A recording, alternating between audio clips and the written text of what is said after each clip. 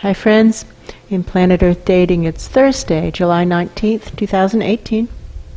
In both the Lynn life and the Jamie body mind, the authorized souls remain only child souls from the deeper, denser dimensions, and all other souls from all other dimensions, as long as the souls are already living by the search for truth rules given to the search for truth community by wiser minds above all of us. Somebody is asking which of the many rules matters most. And that's a good inquiry. Somebody else says they think the rule that matters most is the rule that says we must all look up to wiser minds above all of us, ask up what now in order to insert some facet of the soul plan here. And then to do what wiser minds above say to do to the best of our abilities, like we intend to succeed. And it'll either work or it won't. That's true. And then the wiser minds above will have that data point, and they'll adjust their theory and then give us a new assignment, which we must again look up, ask up what now in order to, again, insert some facet of the big assignment of the life. And then do it, and just to continue to do. There's what we're supposed to do in every moment, and that is an assignment from above, from a higher power who actually has power over our lives. There's what we're supposed to do in every moment, and anything else. That's true. We believe that that is the most important rule, the rule to continually look up, ask up, and do. And somebody is saying, but when the channels are tangled, I have many times, this person is saying, I have many times thought I was looking up, and I was in fact looking down. A soul, when we say person, souls relate to each other as people. That's true. Just like host lives relate to each other as people. Somebody's asking what else we notice, and they're showing what we were practicing this morning in an attempt to live in such a way as to continually ask up, what now, what now, what now, what now? And we're noticing that within, our estimate is 10 seconds. That's true. Within 10 seconds of an inquiry of what now, when we begin to implement what we believe the instruction is, within 10 seconds, the focus shifts back into this dimension, out of the other dimension. That's what we notice. We notice how short the time period is where we're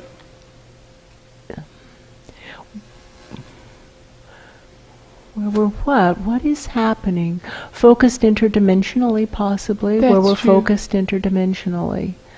We think the time period is fleeting, where there's an actual interdimensional communication occurring with anything other than just dead people floating around. It's easy. You can carry on a lifelong relationship with dead people floating around. True. They're right down here, boom, with us. That's true. They're everywhere. Sometimes you have to kind of push them aside, to get through the room. There's so many dead people. That's true. Depending on where you are. For example, the cathedral in Toledo, holy moly, it is packed cheek to jowl with dead people. That's true. Many so-called sacred sites are packed cheek to jowl with dead people. That's true. And sometimes the energy is horrifying. When you go to just churches, like there's a Methodist church that's really close to here, and it has got about the worst energy around. It's really horrifying. Somebody's talking about that castle in, maybe it was in Greece. There was a castle in Greece that was, it had been part of a siege, and the humans had packed themselves into an inner room in the castle, and they were under siege. And I believe the town eventually fell, the castle fell, and that room was just full of terror and really, really, really dark energy. That's true.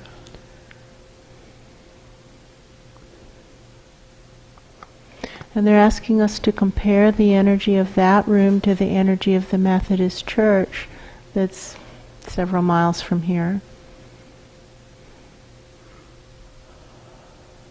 Not terribly different. Not hugely different, approximately equal.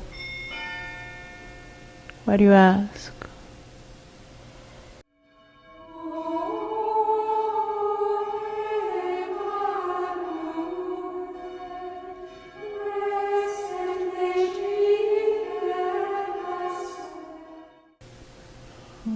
Now they're taking that data back. Whoever asked that question is taking that data back, and they're shifting puzzle pieces around.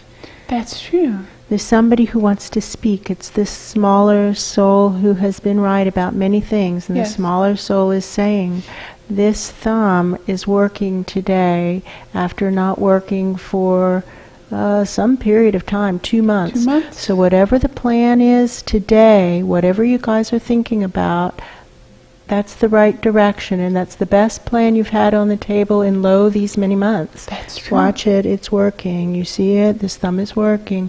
So whatever you're thinking about, do that and more. Right direction, keep going, is what they always say to us when the energy feels like this. That's true. When the energy feels like this, they say, right direction, keep going. And it's the feeling of having turned to face forward on the life path, and now, of course, we have to do it. And when we turn to face forward on this particular life path, this is still this same little soul, I think. Yeah. What we see is, it looks like the elephant graveyard from The Lion King, the children's movie. The elephant graveyard. And we've really been trying to figure out what might this metaphor mean.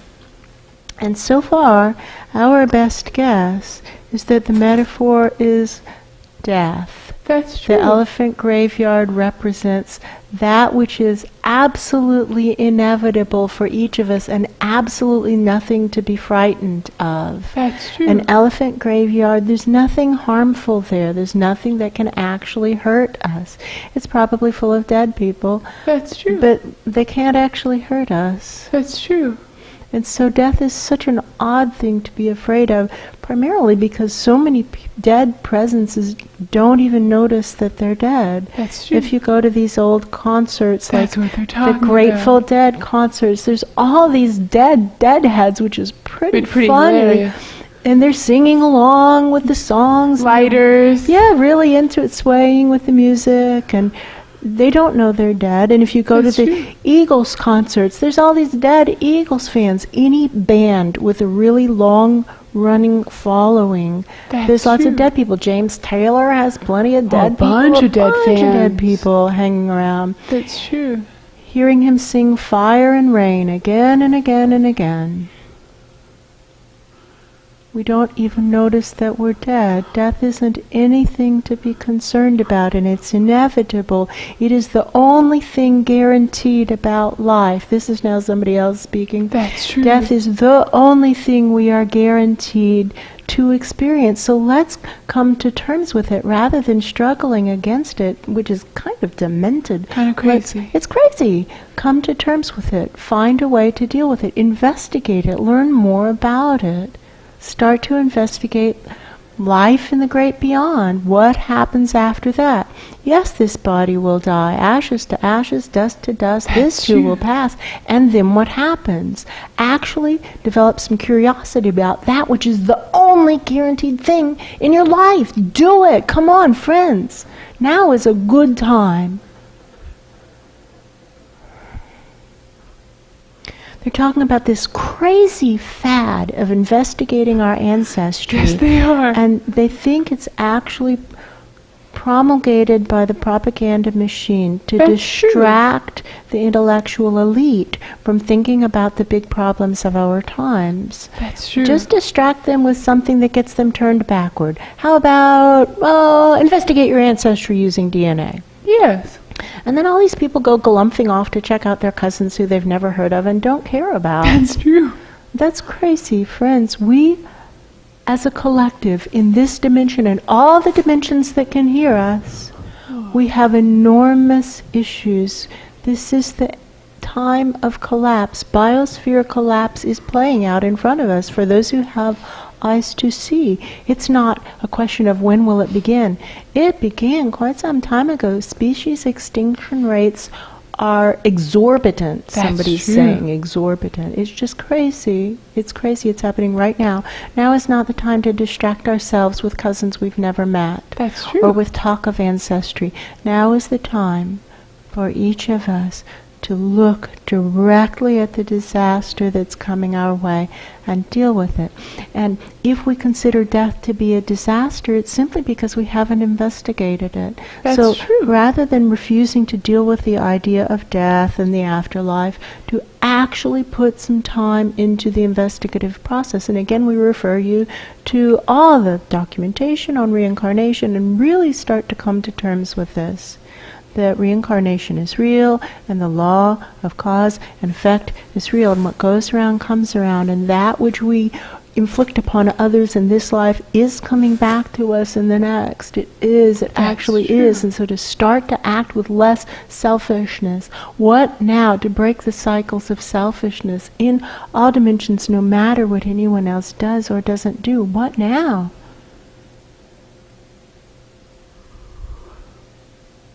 Still working.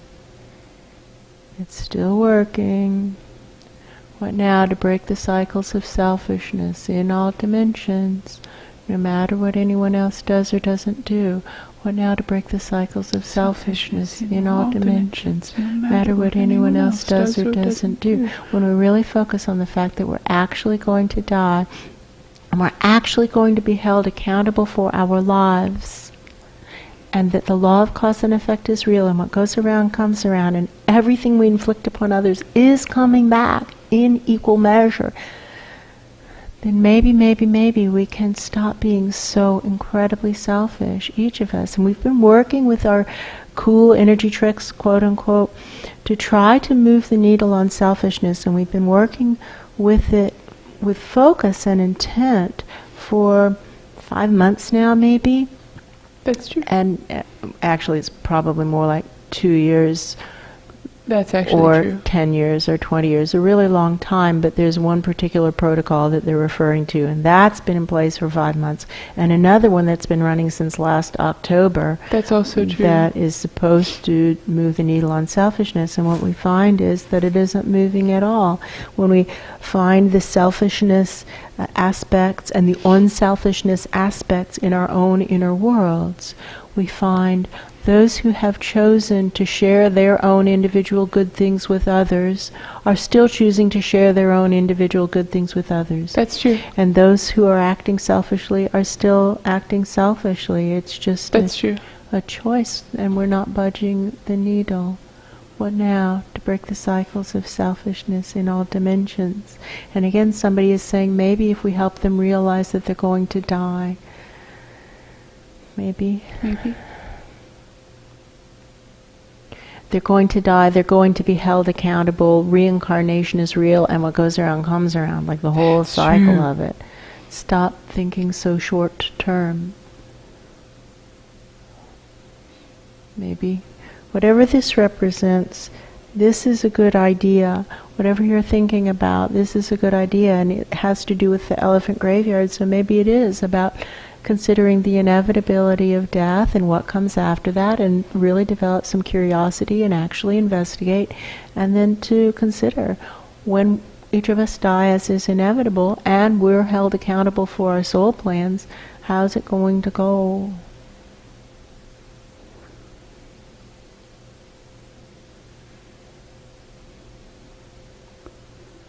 How's it going to go?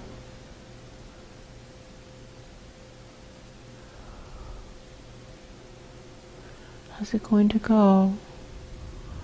What now to break the cycles of selfishness in all dimensions?